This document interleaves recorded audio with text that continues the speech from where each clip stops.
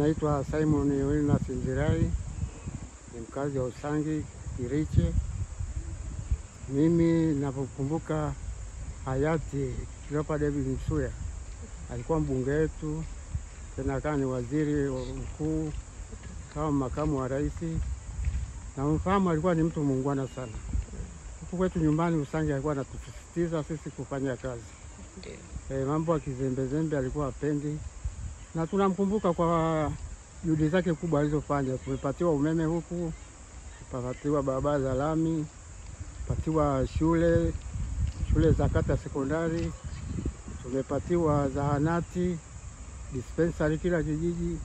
Kwa tunamshukuru kwa mambo yote aliyotufanyia. Asante. David Msuya alikuwa anasaidia watu wengi sana. Hata mimi mwenyewe binafsi ndiye aliyesababisha mpaka watoto wangu wakasoma. Hakuna kitu utakachomwambia akupuuze. Lazima akusikilize na atekeleze. Kwa kweli tutamkumbuka kwa mengi. Imetuuma sana. Mimi kwa kweli Cleopa David Msuya alinisaidia kwa sababu mume wangu alikufa, nikaachwa watoto, nikawa naenda kwake kumuomba msaada. Akanisaidia kuniombea katika serikali, ikanisaidia kusomesha watoto.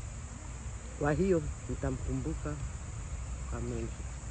Alikusaidiaje? Yani ilikuwaje? Yeye nienda kumuomba, akaniambia nipa njia kwamba hebu nenda jaza fomu hivi, pitia hapa mpaka nikapewa msaada na serikali. Okay.